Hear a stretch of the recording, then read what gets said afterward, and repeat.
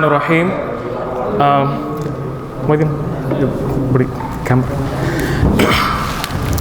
Alhamdulillah wassalatu wassalamu ala rasulillah wa ala alihi wa sahbihi wa man tabi'ahum bi ihsanin ila yawmiddin, amma ba'd. Fa'udhu billahi minash shaitanir rajim. Bismillahirrahmanirrahim. Ya ayyuhalladhina amanu kutiba alaykumus siyamu kama kutiba alal ladhina min qablikum la'allakum tattaqun. நம்பிக்கை கொண்டவர்களே, உங்களுக்கு முன்னிருந்தவர்கள் மீது கடமையாக்கப்பட்டதை போன்று நோன்பு உங்கள் மீதும் கடமையாக்கப்பட்டுள்ளது. இதன் மூலம் நீங்கள் இறையச்சமுடையோர் ஆகலாம். கணிதற்குரிய நண்பர்களே, நமக்கு இருக்கக்கூடிய இந்த குறுகிய நேரத்தில் நோன்பினுடைய சட்டங்களை நம்ம சுருக்கமாக இன்ஷா அல்லாஹ் பார்க்க இருக்கோம். அதற்கு முன்னாடி இந்த ஒரு செய்தியை, இந்த ஒரு ஹதீஸை துவக்கி ஆரம்பித்தால் சிறப்பாக இருக்கும் என்று நான் கருதுகிறேன். தல்ஹா பின் உபைதுல்லா ரதியல்லாஹு அன்ஹு அறிவிக்கிறாங்க, என்ன நடக்குதுன்னா, 2 பேர் இஸ்லாத்தை தழுவுகிறார்கள். இஸ்லாத்தை தழுவி நபிகள் நாயகம் ஸல்லல்லாஹு அலைஹி வஸல்லம் அவர்களிடத்தில் வருகை தந்து இஸ்லாத்தை ஏற்றுக்கொண்டு 2 பேரும் இருக்கிறார்கள். அதிலே ஒருவர் என்ன செய்கிறார் என்றால், நிறைய நல்ல விஷயங்களை 2 பேரும் நல்ல விஷயங்களில் ஈடுபடுறாங்க. ஒருத்தர் என்ன பண்றாருன்னா, போர்க்களத்திற்கு சென்று போர் புரிந்து தன்னுடைய உயிரை தியாகம் செய்கிறார். 2வது நபர் என்ன செய்கிறார் என்றால், 1 வருடத்திற்கு பிறகு, இவர் இறந்த 1 வருடத்திற்கு பிறகு சாதாரணமாக மக்கள் எல்லாம் எப்படி மரணிப்பார்களோ அந்த இயற்கை மரணத்தை அவர் அடைகிறார். தல்ஹா பின் உபைதுல்லா ரலியல்லாஹு அன்ஹு அறிவிக்கிறாங்க, நான் கனவு கண்டேன். அவங்களுக்கு கனவு காண்பிக்கப்படுது. தல்ஹா பின் உபைதுல்லா என்ன செய்யறாங்கன்னா, சொர்க்கத்தின் வாசலுக்கு வெளியே இருந்து கொண்டு இருக்கிறார்கள். அங்கே சொர்க்கத்துக்கு 2 பேர் செல்கிறார்கள். 2 பேரில் முதலாவதாக இயற்கையாக யார் மரணம் அடைந்தாரோ, இயற்கையான முறையில் யார் வஃபாத்தானாரோ அவர் சொர்க்கம் செல்கிறார். அதற்கு அடுத்தே முதலாவதாக போர்க்களத்திற்கு சென்று தன்னுடைய உயிரை தியாகம் செய்த அந்த தோழர் சொர்க்கம் புகுகிறார். அவருக்கு ஆச்சரியம் ஏற்படுகின்றது. அவருக்கு சொல்லப்படுது, நீங்க போயிட்டு அப்புறமாக வாங்க, ஏன்னா அவங்க இன்னும் மரணிக்கல. மறுநாள் காலை முஹம்மது நபி ஸல்லல்லாஹு அலைஹி வஸல்லம் அவர்களிடத்துல நடந்த அந்த விஷயத்தை தல்ஹா பின் உபைதுல்லா சொல்லும் பொழுது மக்களிடத்துல பேசிக்கொண்டு இருக்கிறாங்க. தல்ஹா பின் உபைதுல்லா, இந்த மாதிரி எனக்கு ஒரு விசித்திரமான கனவு எனக்கு வந்துச்சு. 2 பேர்ல உயிர் தியாகம் செய்தவர், போர்க்களத்திற்கு சென்று போரிலே ஈடுபட்டு உயிரை நீத்தவர், அவர் தான் முன்னாடி சொர்க்கத்துக்கு போயிருந்திருக்கணும். ஆனால் இயற்கையான முறையிலே யார் வஃபாத்தானாரோ, மரணம் அடைந்தாரோ அவர் முதலாவதாக சொர்க்கத்துக்கு செல்கிறார். இதை கேட்ட நபிகள் நாயகம் ஸல்லல்லாஹு அலைஹி வஸல்லம் என்ன சொல்கிறார்கள் என்றால், அலைஸ கத் மக்கஸ பாதஹு ஸனா, அதாவது 2வது இறந்த அந்த நபர் முதலாவது அந்த நபர் இறந்ததற்கு பிறகு 1 வருடம் வாழவில்லையா? சஹாபாக்கள் பலா, ஆம் அல்லாஹ்வின் தூதரே என்று சொன்னார்கள். அதை அவர் வாழ்ந்து அதுரக்க ரமதான் ஃபஸாம வகாம, ரமதானை அடைந்து நோன்பை நோற்று அதிலே நல்ல அமல்களை நின்று அவர் செய்யவில்லையா? சஹாபாக்கள் ஆம் என்று சொல்ல, அவருக்கும் இவருக்கும் இடையில் உள்ள அந்த இடைவெளி ஃபமா பைன ஸமாஇ வல் அர்த், வானத்துக்கும் பூமிக்கும் எவ்வளவு இடைவெளி இருக்குமோ அந்த மாதிரியான இடைவெளி என்று அல்லாஹ்வின் தூதர் ஸல்லல்லாஹு அலைஹி வஸல்லம் சொன்னார்கள். அப்படிப்பட்ட நன்மைகளை வாரி தரக்கூடிய ரமலான் மாதம் வர இருக்கின்றது. ஷஹ்ரு ரமதான் அல்லதீ உன்ஸில ஃபீஹில் குர்ஆன், ரமதான் எப்படிப்பட்ட மாதம்? இந்த மாதத்தில் தான் திருமறை குர்ஆன் இறக்கி அருளப்பெற்றது. ஹுதல் லின்னாஸி வ பையினாத்தின் மினல் ஹுதா வல் ஃபுர்கான். குர்ஆன் வெறும் முஸ்லிம்களுக்கு மட்டுமா? இல்லை நண்பர்களே, ஹுதன் லின்னாஸ், அகில மக்கள் அனைவருக்கும் இதில் நேர்வழி இருக்கின்றது. தெளிவான வழிமுறை இதில் இருக்கின்றது. சத்தியத்தையும் அசத்தியத்தையும் பிரித்து காட்டக்கூடிய ஒரு அருள்மறையாக இந்த திருமறை இருக்கின்றது. எனவே தான் அல்லாஹ் சொல்கின்றான், ஃபமன் ஷஹித மின்கும் ஷஹ்ர ஃபல்யஸும், உங்களில் யார் ரமலான் மாதத்தை அடைகிறாரோ அதில் நோன்பு நோற்றுக்கொள்ளுங்கள். எனவே ரமலானுக்காக அல்லாஹ்விடத்தில் ரமலானுடைய வருகையை நம்ம எதிர்பார்ப்போம், துவா செய்வோம்.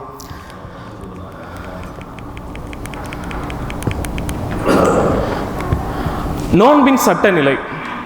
நோன்பு என்பது இஸ்லாத்தினுடைய 50 கடமைகளில் ஒரு கடமையாக இருக்கின்றது. முஹம்மது நபி ஸல்லல்லாஹு அலைஹி வஸல்லம் சொல்றாங்க, புனி அல் இஸ்லாமு அலா ஹம்ஸ், இஸ்லாம் என்பது 5 மீது நிறுவப்பட்டுள்ளது. முதலாவது என்ன? லா இலாஹ இல்லல்லாஹ் முஹம்மது ரசூலுல்லாஹ் என்று கலிமா சொல்லுவது, தொழுகையை நிலைநாட்டுவது, ரமலான் மாதத்திலே நோன்பு வைப்பது, ஜக்காத்து கொடுப்பது, மேலும் ஹஜ் செய்வதாக இருக்கின்றது. அப்போ இதிலிருந்து என்ன விளங்கிக் கொள்ளலாம்? நோன்பு இஸ்லாத்தின் கடமைகளுள் ஒரு முக்கிய கடமையாக இருக்கின்றது. நோன்புனா என்ன? நம்ம ஷேக் ஹாமித் அப்பாசி ஹஃபிதவுல்லாஹ் சொல்லியிருந்தாங்க, அத்தஅப்புது லில்லாஹ், அல்லாஹ்வை வணங்கி வழிபடும் பொருட்டு, அல்லாஹ்வை வணங்கி வழிபடும் பொருட்டு, அவனுடைய நெருக்கத்தை பெறுவதற்காக ஃபஜரிலிருந்து மக்ரிப் வரை, கிழக்கு வெளுத்ததிலிருந்து சூரியன் மறையும் வரை உண்ணுவதிலிருந்தும் பருகுவதிலிருந்தும் குடும்ப வாழ்க்கையில் ஈடுபடுவது போன்ற நோன்பை முறிக்கக்கூடிய விஷயங்கள் இருந்து விலகி இருப்பது தான் என்னது? நோன்பாக இருக்கு. அப்போ என்ன புரிஞ்சுக்கலாம்? எல்லாரும் ரமலான் வந்தால் நோன்பு வைக்கிறாங்க, நானும் வைக்கிறேன் அப்படின்னு வைக்கிறவருக்கு நன்மை என்பது முழுமையாக கிடைக்காது. நான் வைக்கலைன்னா மக்கள் என்ன தப்பா நினைச்சுப்பாங்களே என்று நினைக்கிறவங்களுக்கு முழுவதுமாக நன்மை கிடைக்காது. யாருக்காக வைக்கணும்? படைத்த இறைவனுக்காக வைக்கணும். எதற்காக வைக்கணும்? அவனுடைய நெருக்கத்தை தேடுவதற்காக நாம் நோன்பு வைக்க வேண்டும். அப்போ நபி அல்லாஹ் ரப்பல் ஆலமீன் சொல்கின்றான், ஃபமன் ஷஹித மின்கும் ஷஹர ஃபல்யஸும், ரமலான் மாதத்தை அடையக்கூடியவர்கள் அதிலே நோன்பு நோற்றுக் கொள்ளுங்கள். அப்ப நோன்பு யார் மீது கடமை? இந்த 3 பேர். மூணு பேர்னா 3 இது யார் இடத்துல இருக்கும்? முதலாவது புத்தி சீர்நிலையில இருக்கணும், 2வது பருவ வயது அடைந்திருக்கணும். அப்ப சிறுவர்களுக்கு நோன்பு கடமை இல்லை. புத்தி சீர்நிலையில இல்லாத கோமா பேஷண்ட்டுக்கு நோன்பு கடமை அல்ல. 3வது ஆரோக்கியம் உள்ள ஒவ்வொரு முஸ்லிமின் மீது நோன்பு கடமை. அப்ப ஆரோக்கியம் குறைந்து இருந்துச்சுன்னா, ஆரோக்கியம் இல்லாம இருந்துச்சுன்னா அவங்க மேல நோன்பு, அவங்களுக்கு சலுகை வழங்கப்பட்டிருக்கு. நம்ம அதற்கடுத்து இன்ஷா அல்லாஹ் பார்ப்போம். அப்ப புத்தி சீர்நிலையில் உள்ள, பருவ வயது அடைந்த, ஆரோக்கியம் உள்ள ஒவ்வொரு முஸ்லிமின் மீதும் நோன்பு வைப்பது கடமை. சரி, ரமலானை உறுதி செய்வது. ரமலான் 2 விஷயங்களை கொண்டு நம்ம ரமலானை என்ன செய்யலாம்? ரமலான் மாதத்தை நம்ம உறுதிப்படுத்தலாம். முதலாவது விஷயம், பிறை பார்த்து ரமதானுடைய வருகையை நாம உறுதிப்படுத்தணும். அல்லாஹ்வுடைய தூதர் ஸல்லல்லாஹு அலைஹி வஸல்லம் சொல்றாங்க, சூமு லிருயதிஹி வ அஃப்திரு லிருயதிஹி, பிறையை பார்த்து நோன்பு வையுங்கள், பிறையை பார்த்து நோன்பை விடுங்கள். அப்போ ரமலானுடைய வருகை பிறையை பார்ப்பதை கொண்டு நம்ம என்ன செய்யலாம்? உறுதிப்படுத்தலாம். இன்கேஸ் பிறை தெரியல, சரி, பிறையை பார்க்கிற விஷயத்துல பாத்தீங்கன்னா நண்பர்களே, ரமலானுடைய தலைப்பிறை இருக்குல்ல, ஒரு நபர் பார்த்து, ஒரு நீதமான மனிதர் பார்த்து அறிவிச்சாலே, சாட்சி சொன்னாலே போதுமானது. ஆனா மற்ற பிறையை பொறுத்தவரையில, ரமலானுடைய இறுதியில நம்ம பெருநாள் கொண்டாடுவோம்ல, அந்த பிறையை பொறுத்தவரையில 2 பேர் என்ன செய்யணும்? பிறையை பார்க்கணும். புரியுதா? சரி, 2வது விஷயம் என்னன்னா, ஷாபான் மாதத்தை 30ஆக முழுமைப்படுத்தி ரமலானை நம்ம என்ன செய்யணும்? உறுதிப்படுத்தணும். நபி ஸல்லல்லாஹு அலைஹி வஸல்லம் சொல்றாங்க, ஃபைன் குபி அலைக்கும் ஃபக்மிலு இத்தத ஷாபான 30. உங்களுக்கு மேகமூட்டம் ஏற்பட்டால், பிறை தென்படாமல் போய்விட்டால் நீங்க என்ன செய்யுங்க? நோன்பு வைங்கன்னு சொன்னாங்களா? இல்லை, ஷாபானை 30ஆக முழுமைப்படுத்துங்கள். இதுதான் நபி ஸல்லல்லாஹு அலைஹி வஸல்லம் அவர்களுடைய வழிமுறையாக இருக்கு. கண்ணியத்திற்குரியவர்களே, பிறையுடைய விஷயத்துல எல்லாரும் தனியாக பார்த்து, தனியாக தனியாக அப்படியே வைத்துக் கொள்ள வேண்டும் என்று நமக்கு சொல்லப்பட்டிருக்கா என்று கேட்டால் கிடையாது. பிறை அனைவரும் பார்ப்போம். சொல்றது புரியுதா? பார்த்து விட்டு நமக்காக நியமிக்கப்பட்டவரிடத்திலே, மக்கள் எல்லாம் ஏற்றுக்கொண்டவர்களிடத்திலே நாம் என்ன செய்வோம்? அதை அறிவிப்போம். அவங்க அதை ஏற்றுக்கொண்டு அறிவிக்கும் பட்சத்தில் நம்ம என்ன செய்வோம்? மறுநாள்ல இருந்து நோன்பு நம்ம வைப்போம். புரியுதா? ஏன்னா நபி ஸல்லல்லாஹு அலைஹி வஸல்லம் காலத்துல சஹாபாக்கள் பிறை பார்க்கறாங்க, பார்த்துட்டு அவங்க ஆட்டோமேட்டிக்காக நோன்பை தொடங்கிக்க மாட்டாங்க. நபி ஸல்லல்லாஹு அலைஹி வஸல்லம் ஆட்சியராக இருந்தாங்க. சொல்றது புரியுதா? அவங்க கிட்ட சொல்லி ரசூலுல்லாஹ் உறுதிப்படுத்திய பிறகு என்ன செஞ்சாங்க? நோன்பை வைக்க ஆரம்பிச்சாங்க. எனவே இந்த கான்ட்ரோவர்சி, கருத்து வேறுபாடுகளை நம்ம போவாம நாம நோன்பு வைக்கணும். நமக்கு மேல இருக்கவங்க எப்ப சொல்றாங்களோ அப்ப நம்ம நோன்பை வைத்துக் கொள்வோம். அப்ப புரியுதா? இன்ஷா அல்லாஹ். இப்ப நோன்பு விடுவதற்கு சலுகை அளிக்கப்பட்டவங்க நம்ம முன்னாடியே சொன்னோம். அல்லாஹ் என்ன சொல்றான்னா, ஃபமன் கான மின்கும் மரீதன் அவ் அலா ஸஃபரின் ஃபஇத்தத்தும் மின் அய்யாமின் உஹர், உங்களில் ஒருவர் நோயாளியாகவோ அல்லது பிரயாணத்திலோ இருந்தால் வேறு நாட்களில் அவர் என்ன செய்து கொள்ளட்டும்? நோன்பு வைத்துக் கொள்ளட்டும். அப்போ எல்லாரும் கட்டாயமாக நோன்பு வச்சே ஆகணுமா என்று கேட்டால் இல்லை, சில பேருக்கு சலுகை என்பது வழங்கப்பட்டிருக்கின்றது. அதில் முதலாவது நம்ம பார்க்கும் பொழுது நோயாளி மற்றும் வயது முதிர்ந்தவர். ரொம்ப வயதிகம் தள்ளாத, சரியா முடியவே அவரால் நடக்க கூட முடியல, அவர்கள் நோன்பு வைக்கணும் கட்டாயமா இல்லை, மார்க்கம் என்ன பண்ணியிருக்கு, அவங்களுக்கு சலுகை கொடுத்துருக்கு. நம்ம ஃபர்ஸ்ட் நோயாளியிலேருந்து வருவோம்.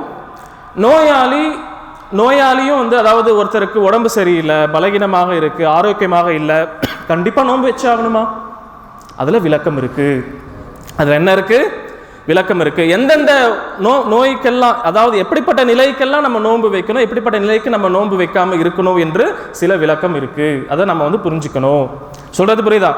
எனக்கு சாதாரண காய்ச்சல் வருது, சாதாரண தலைவலி வருது, நான் நோன்பு வைக்காம இருக்கலாமா? இல்ல. அப்ப நோய் என்பது கண்ணியத்திற்குரியவர்களே 2 வகையாக பிரியுது. தீராத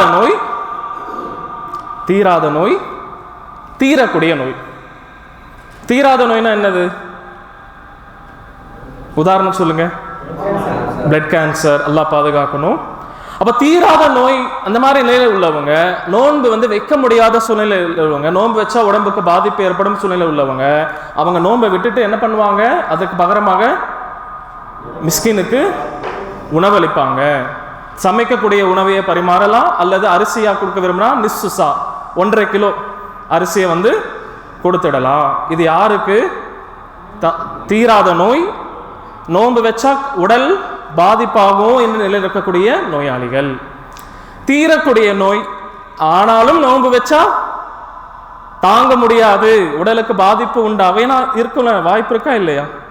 சில பேருக்கு தீரக்கூடிய நோயாக இருக்கும், அதாவது அப்ப ட்ரீட்மெண்ட் எடுப்பாரு, அதுக்கப்புறம் என்ன ஆயிடும்? குணமாயிடும். அந்த நிலையில் உள்ளவங்களும் ரெண்டு விதமாக பிரிவாங்க நண்பர்களே. அதாவது தீரக்கூடிய நோய் இருந்தாலும் அந்த நேரத்தில் நோன்பு வைக்கிறது அவங்களுக்கு ரொம்ப சிரமமாக இருக்கு, நோன்பு வைக்க முடியல, சிரமமாகுது, உடல் பாதிப்பாகுதுன்னா அவங்க என்ன செய்வாங்க? நோன்பை விட்டுட்டு உடல்நிலை சரியாயிட்ட பிறகு என்ன செய்வாங்க? விடுபட்ட நோன்பை வைப்பாங்க. புரியுதா? எல்லாருக்கும் புரியுதா? மூன்றாவது தீரக்கூடிய நோய் தான், ஆனா நோன்பின் காரணமாக அவ்வளவு உடம்பு பாதிப்பு உண்டாகாது என்ற நிலையில இருக்கக்கூடியவங்களுக்கும் நோன்பு விட்டுறது தான் சிறந்தது, அல்லாஹ்வுடைய சலுகையை பயன்படுத்துறது தான் சிறந்தது. ஆனா அவங்க நோன்பு வைக்க விரும்பினா அவங்க என்ன செய்யலாம்? நோன்பு வைக்கலாம். தீரக்கூடிய நோய் நோன்பு வச்சா சிரமமாக ஆகும், ஆனா அந்த சிரமத்தை பொறுத்து கொள்ளலாம், சகித்து கொள்ளலாம். அப்படி நிலையில இருக்கக்கூடியவங்க நோன்பு விட்டு விடுவது சிறந்தது.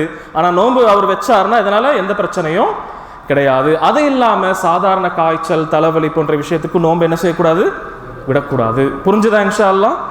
இப்ப நோயாளி முதிர்ந்தவர் இருக்கார் பாத்தீங்களா, தள்ளாத அந்த வயோதிகம் இருக்கு பாத்தீங்களா, முதல் நிலை நான் ஒரு ஃபர்ஸ்ட் கேட்டகரி சொன்னேன்ல, தீராத நோய், நோன்பு வச்சா உடல்நிலை பாதிப்பு உண்டாகும், அவங்க என்ன செய்யலாம்? நோன்பை விட்டுட்டு ஒரு மிஸ்கினுக்கு, ஒரு வறியவருக்கு உணவளிக்கலாம்னு சொன்னால, அதே மாதிரி தான் இந்த வயது முதிர்ந்தவரும் அவரால் நோன்பு வைக்க முடியலன்னா அவர் என்ன செஞ்சிருவார்? நோன்பை ஸ்கிப் பண்ணிட்டு விட்டுட்டு அல்லாஹ்வுடைய சலுகையை பயன்படுத்திட்டு மிஸ்கினுக்கு உணவளிப்பாரு. புரிஞ்சுச்சா இன்ஷா அல்லாஹ்? சரி. ரெண்டாவது பிரயாணி. பிரயாணிக்கும் ஒரு டிராவல்ல இருக்கிறோம்னா கண்டிப்பாக நோன்பு வச்சே ஆகணுமா? விளக்கம் இருக்கு. எல்லா டிராவலும் ஒரே டிராவல் கிடையாது. புரைதால இருந்து உனைசா வருவது, அர்ராஸ்ல இருந்து உனைசா வருவது, அல்லது உனைசால இருந்து ரியாது போறது, இதெல்லாம் ஒரே டிராவல் கிடையாது. இங்க இருந்து மக்காவுக்கு போறது, இங்க இருந்து தம்மாமுக்கு போறது, சொல்றது புரியுதா? அப்போ எல்லா டிராவலும் ஒரே மாதிரி கிடையாது. ரெண்டாவது டிராவல்ல இருக்கக்கூடிய எல்லாருடைய சூழ்நிலையும் ஒரே மாதிரி கிடையாது. லாங் டிராவல் போனாலும் சில பேருக்கு நோன்பு வைக்கிறது சிரமம் இருக்காது. அப்போ நம்ம 3 வகையாக பிரியுது நண்பர்களே.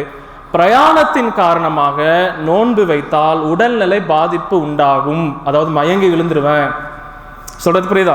நோன்பு வச்சுட்டு ஸ்டார்ட் பண்றேன், போகும்போது மயக்கமாயிடுறேன், அப்படி அந்த மாதிரி வருத்தப்படுத்திட்டு நோன்பு வைக்கணுமா? அவசியம் இல்லை. விட்டுட்டு மற்ற நாட்கள்ல என்ன செஞ்சுக்கலாம்? நோன்பு வச்சுக்கலாம். புரியுதா?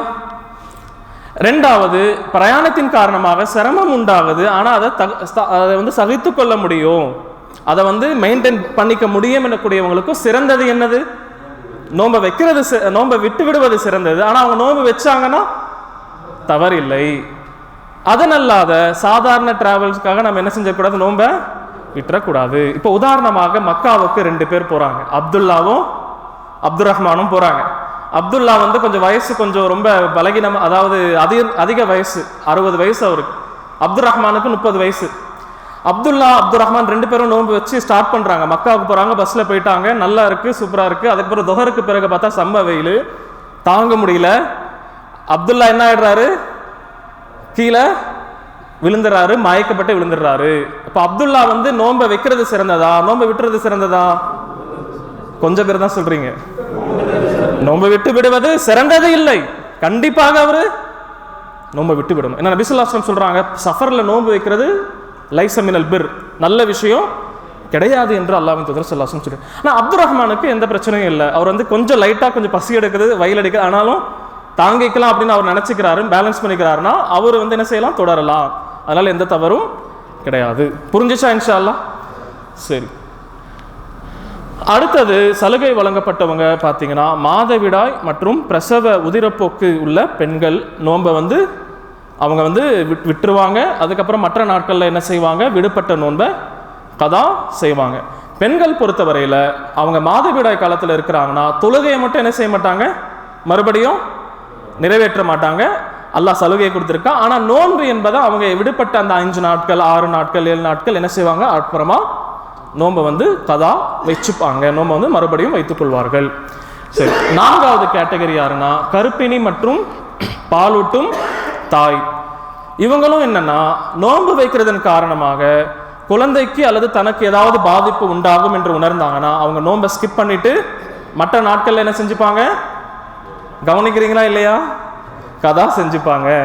அதன் இல்லாம நோன்பு வச்சா எந்த பிரச்சனையும் இல்லை அப்படின்னு இருக்கிறாங்கன்னா அவங்க என்ன செஞ்சுக்கலாம், நோன்பு வச்சுக்கலாம்.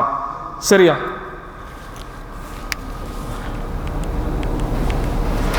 நோன்பை முறிக்கக்கூடிய விஷயங்கள்.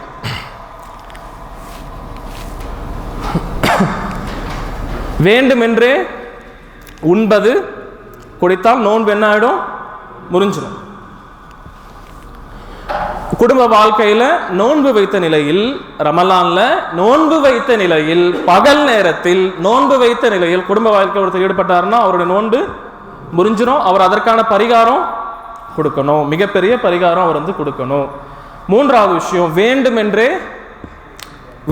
வாந்தி எடுக்கிறது. அதாவது ஏன் நபி ஸல்லல்லாஹு அலைஹி வஸல்லம் சொல்லியிருக்கிறாங்க வேண்டுமென்றே வாந்தி ஒருத்தர் எடுக்கிறாருன்னா அது நோன்பை முறிச்சிடும். ஏன்னா நோன்பாளி தன்னுடைய உடலை பலகீனப்படுத்தக்கூடிய செயல்கள் இருந்து என்ன செய்வார், காத்திருப்பார், விலக்கிக் கொள்வார், தடுத்துக் கொள்வார்.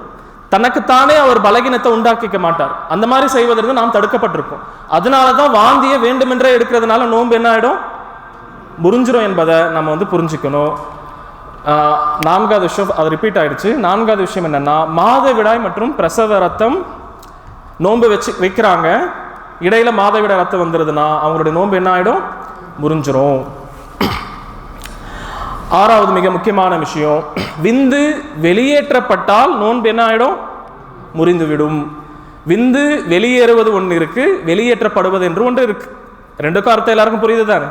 இப்போ விந்து தானாகவே வெளியேறினால் அதற்கு நோன்புக்கு சம்பந்தம் கிடையாது, அதுக்கு இஹ்திலாம் குளிப்பு கடமையாடும் தூக்கத்துல. ஆனா விந்து வெளியேற்றப்பட்டால் நோன்பை அது முறித்துவிடும். அல்லாஹ் ஹதீஸ்ல ரசூலுல்லாஹி ஸல்லல்லாஹு அலைஹி வஸல்லம் அல்லாஹ் சொல்வதாக சொல்கிறார்கள், என்னுடைய அடியான் எனக்காக உண்ணாமலும் பருகாமலும் தன்னுடைய இச்சையையும் கட்டுப்படுத்திக் கொள்கிறான். அப்போ விந்து வெளியேற்றப்படுவது என்பது அந்த 3வது விஷயத்துக்கு முரணான விஷயமாக இருக்கு. அப்ப அல்லாஹ்வுக்காக அவர் தன்னுடைய இச்சையை என்ன செய்யல, கட்டுப்படுத்தலை என்பதனால தான் இந்த விஷயம் நோன்பை வந்து என்ன செய்யும், முறிக்கும். அப்போ இதை நம்ம புரிஞ்சோமா இன்ஷா அல்லாஹ்? சரி, இப்போ நோன்பை முறிக்காத சில விஷயங்களை நம்ம வந்து பார்ப்போம். டவுட்ஸுக்கு நேரம் ஒதுக்குறேன், சொல்லுங்க. புரியல, அப்புறமா சொல்றேன் இன்ஷா அல்லாஹ். இப்ப நோன்பை முறிக்காத விஷயங்கள், சரியா? நோன்பு வச்சுக்கிட்டு குளிக்கலாம், ஸ்விம் பண்ணலாம், ரொம்ப வெப்பமாக இருக்குன்னா தண்ணியை மேலே போட்டுக்கிறனால உடம்புல போட்டுக்கிறனால நோன்பு எதையும் அது வந்து பாதிக்காது. நம்ம ரொம்ப நம்மளை கஷ்டப்படுத்திக்க வேண்டிய அவசியம் இல்லை. அல்லாஹ் என்ன சொல்றான்னா, யுரீதுல்லாஹு பிக்குமுல் யுஸ்ர வலா யுரீது பிக்குமுல் உஸ்ர. அடிப்படையை எல்லாம் புரிஞ்சுப்போம்.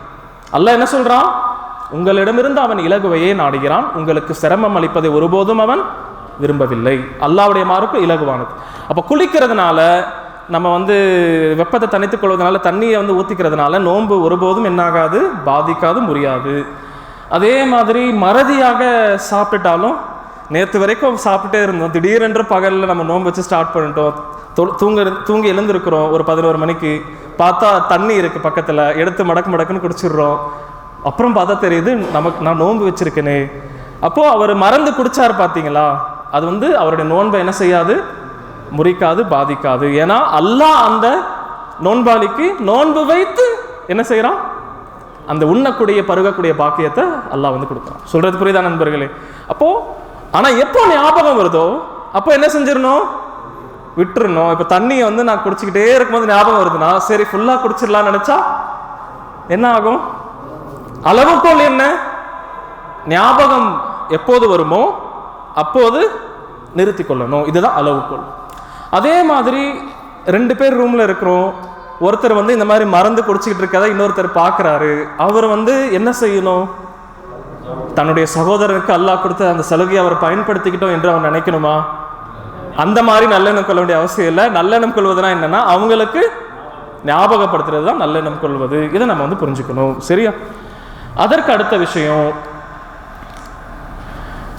பிரஷ் பண்ணலாம், டூத் பேஸ்ட் போட்டு கூட என்ன பண்ணலாம், நோன்பு வச்சுக்கிட்டு பிரஷ் பண்ணலாம், எந்த தவறும் கிடையாது. ஏன்னா அல்லாஹ்வுடைய தூதர் ஸல்லல்லாஹு அலைஹி வஸல்லம் அவங்க பயன்படுத்திய மிஸ்வாக்கில் ஒரு வகையான இனிமையான அந்த இது இருந்ததாக உலமாக்கள் பதிவு செய்கிறாங்க.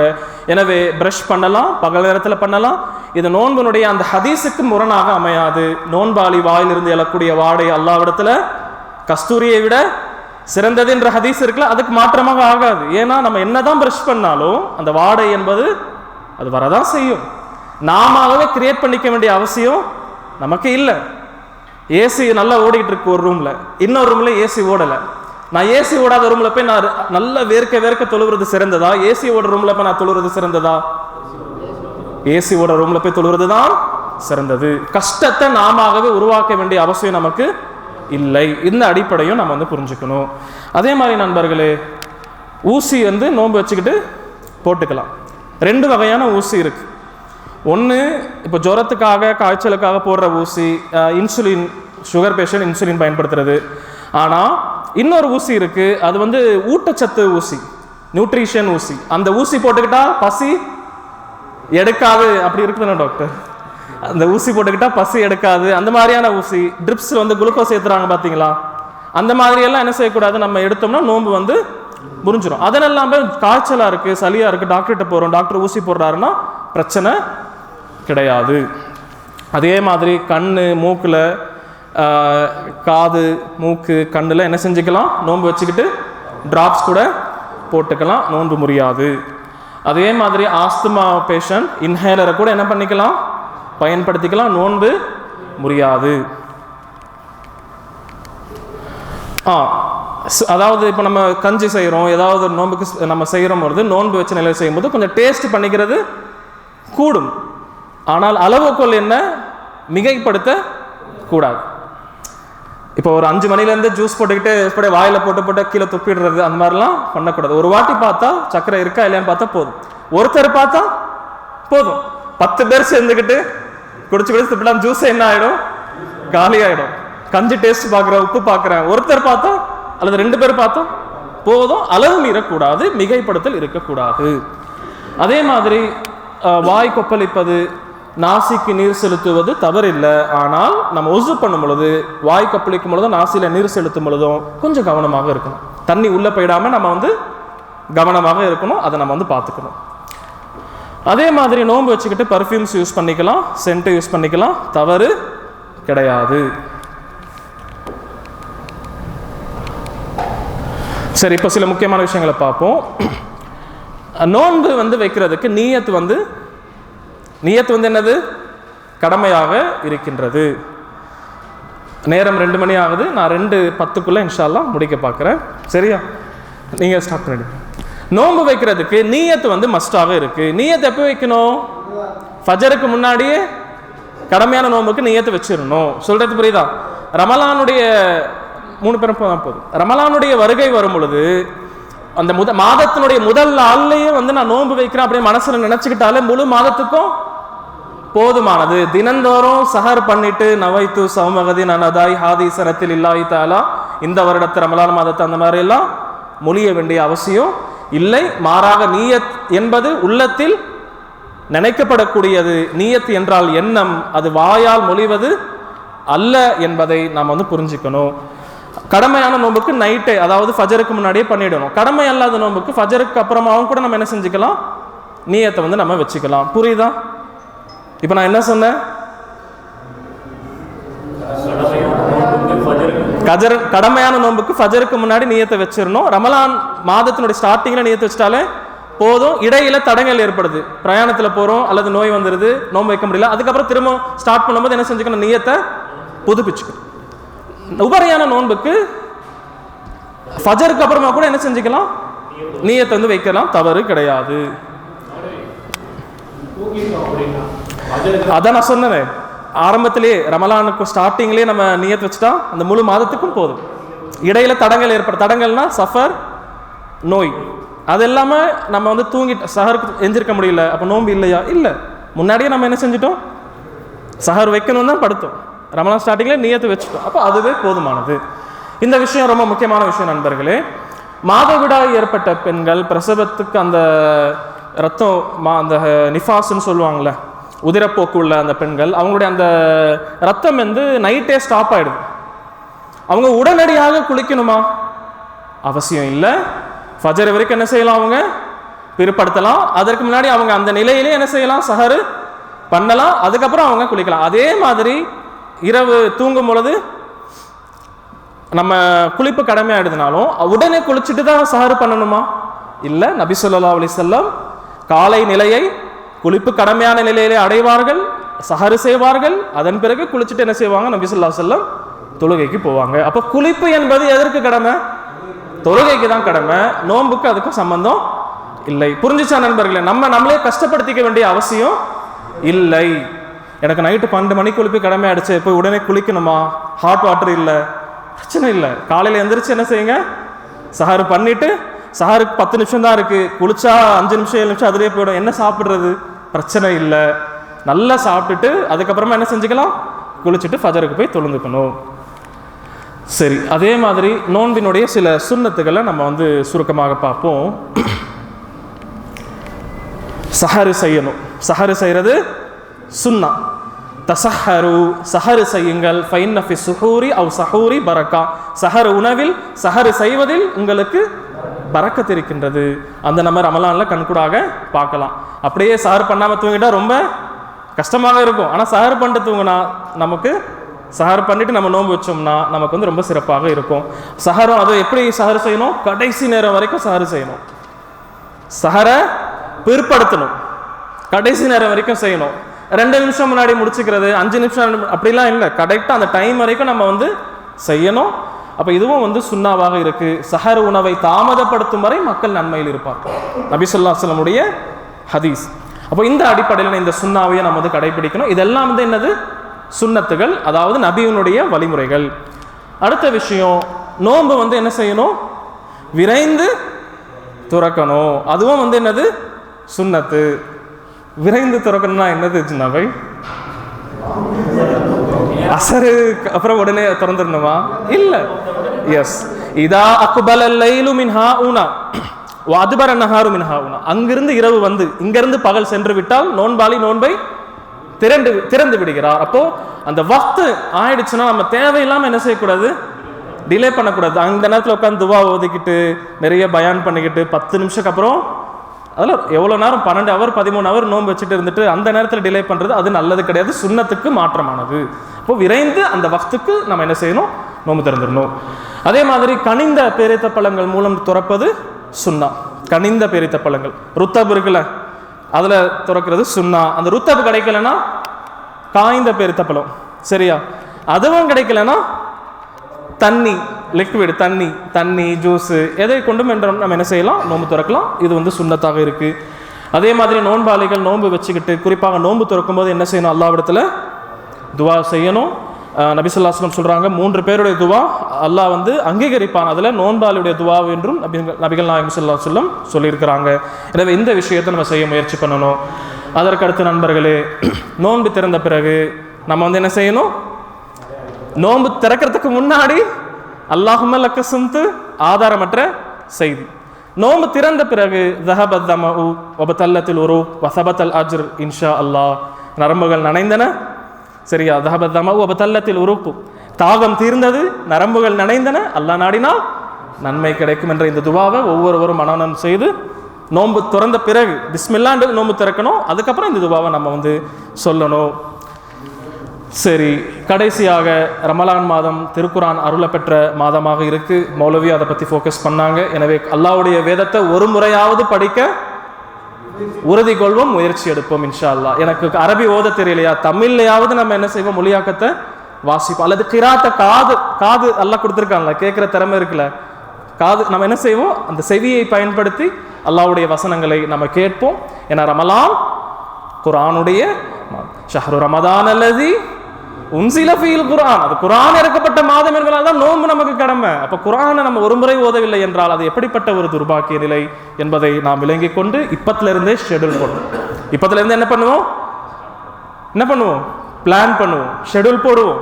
எத்தனை வாட்டி நான் ஃபிக்ஸ் பண்ணுவேன், நான் எத்தனை வாட்டி முடிப்பேன் என்று ஷெட்யூல் போட்டு இன்ஷா அல்லாஹ் நல்ல அமல்களை செய்ய முயற்சி செய்வோம். கடைசியாக நண்பர்களே, ரமலானுடைய மாதம் ஜகாத் தான தர்மங்களை கொடுக்கக்கூடிய மாதமாக இருக்கு. அல்லாஹ்வுடைய பாதையில் கொடுக்கறதுனால நம்முடைய செல்வம் ஒருபோதும் குறையாது, கூட தான் செய்யும். நபி ஸல்லல்லாஹு அலைஹி வஸல்லம் தென்றல் காற்றை விட வேகமாக என்ன செய்வாங்க? தர்மம் செய்வாங்க. எனவே நம்ம குடும்பத்தில் உறவினர்களில் நம்ம உறவினர்களில் தேவையுள்ளவங்க இருப்பாங்க. அப்படிப்பட்டவங்களை கண்டறிந்து ரமலானுக்கு முன்னாடியே என்ன செய்வோம்? அவங்களுக்கு இன்ஷா அல்லாஹ் பொருட்களை வாங்கி கொடுப்போம். நோன்புக்கு தேவையான பொருட்களை வாங்கி கொடுப்போம். பக்கத்து வீட்டுக்காரங்க, அண்டை வீட்டாரங்க எல்லாருக்கும் இந்த விஷயங்களை நம்ம வந்து ஃபாலோ பண்ணுவோம். சொல்லக்கூடிய எனக்கும் கேட்கக்கூடிய உங்களுக்கும் அல்லாஹ் அதிக அதிக தர்மங்களை செய்யக்கூடிய பாக்கியத்தை தந்தருவானாக. கடைசியாக தராவி தொழுகை தெரியும். இமாமோடு கடைசி வரையில் நம்ம என்ன செய்யணும்? தராவி தொழுகை முயற்சி பண்ணணும். சரியா? இமாம் 8 ரக்காத் தொழுறாரா, 10 ரக்காத் தொழுறாரா, 20 ரக்காத் தொழுறாரா, அந்த கான்ட்ரவர்சியில் போகக்கூடாது. இமாமோட கடைசி வரைக்கும் நின்று தொழுவணும். சுன்னா என்று பார்க்கும் பொழுது 8+3, அதற்கு மேலே மிகைப்படுத்துறது தவறு கிடையாது என்பதை நாம் விளங்கி நபி ஸல்லல்லாஹு அலைஹி வஸல்லம் சொல்றாங்க, யார் ஒருவர் ரமலானிலே நின்று வணங்குகிறாரோ அவருடைய முன்பாவங்கள் மன்னிக்கப்படுது. பாவங்கள் மன்னிக்கப்பட விரும்ப மாட்டோமா? கண்டிப்பாக அப்படி இருக்க மாட்டோம். எனவே தராவி தொழுகை இன்ஷா அல்லாஹ் முயற்சி செய்வோம். இப்பத்துல இருந்தே தஹஜ்ஜுத் கொஞ்சம் கொஞ்சமா அப்படியே தொலை ஸ்டார்ட் பண்ணுவோம். இல்லைன்னு வைங்களேன், ஃபர்ஸ்ட் ஒரு வாரம் மட்டும் நமக்கு இன்ட்ரெஸ்ட் இருக்கும். அதுக்கப்புறம் என்ன ஆகிடும்? பள்ளிவாசல் வெறிச்சோடுவதில் நம்ம பார்க்குறோமா இல்லையா? அது இன்ட்ரெஸ்ட் போயிடும். எனவே இப்பத்துலேருந்து ப்ராக்டிஸ் பண்ணுவோம். அல்லாஹ் ரப்பல் ஆலமீன் அதற்குரிய பாக்கியத்தை நமக்கு தருவான். கடைசியான அமல் ரமலானில் வந்து உம்ரா செய்கிறது. நபி ஸல்லல்லாஹு அலைஹி வஸல்லம் சொல்கிறாங்க, ரமலானில் உம்ரா செய்கிறது ஹஜ்ஜின் நன்மையை பெற்றுத்தரும் என்று நபிகள் நாயகம் ஸல்லல்லாஹு அலைஹி வஸல்லம் சொல்கிறாங்க. எனவே உம்ராவையும் நம்ம செய்ய முயற்சி செய்வோம். அல்லாஹ் ரப்பல் ஆலமீன் நம்ம அனைவருக்கும் எந்த விஷயங்களை பற்றி தெரிந்து கொண்டோமோ அதன் அடிப்படையிலே செயல்படக்கூடிய பாக்கியத்தை தந்தருவனாக. ஒரு 2-3 நிமிஷம் இருக்குது. ஏதாவது கேட்க விரும்புகிறவங்க கேட்கலாம் இன்ஷா அல்லாஹ். அது ரமலான் தொடர்பான கேள்வியாக இருக்கணும். வெளி கேள்வி வாட்ஸ்அப்பில் கேளுங்க, பதில் சொல்லுவோம் இன்ஷா அல்லாஹ். இப்போ நம்ம நடத்தினதில் ரமலான் சம்பந்தப்பட்ட விஷயத்தில் கேள்வியாக இருந்தால் தாராளமாக கேட்கலாம். புரியுதா? யாருமே இல்லைன்னா நான் அவங்க கிட்ட கேள்வி கேட்க சொல்லுவேன். வலைக்கம் சலாம்.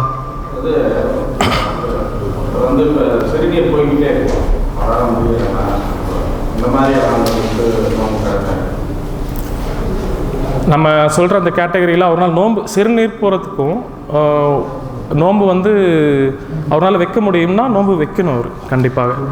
ஆனால் அவர் வந்து என்ன பண்ணிக்கலாம், சிறுநீர் போய்கிட்டு இருக்குல்ல, அந்த இதுக்கு அவர் வந்து ஒதுவோட எப்போவுமே இருக்கணும்னு அவசியம் இல்லை. ஒவ்வொரு தொழுகைக்கும் அவர் ஒது செஞ்சால் போதும். ஒது செஞ்சிட்ட பிறகும் சிறுநீர் துகள்கள் வெளியே வந்து விட்டாலும் எந்த தவறும் கிடையாது. ஏன்னா அல்லாஹ் யாரையும் அவனுடைய ஆற்றலுக்கு மேலே அல்லாஹ் சோதிக்க மாட்டான். அப்போ சிறுநீர் போயிட்டே இருக்குல்ல, நோன்பு வச்சா உடம்புக்கு பாதிப்பு உண்டாகும் நிலையில் இருக்கிறாங்கன்னா நோன்பு வந்து அவங்க விட்டுறணும்.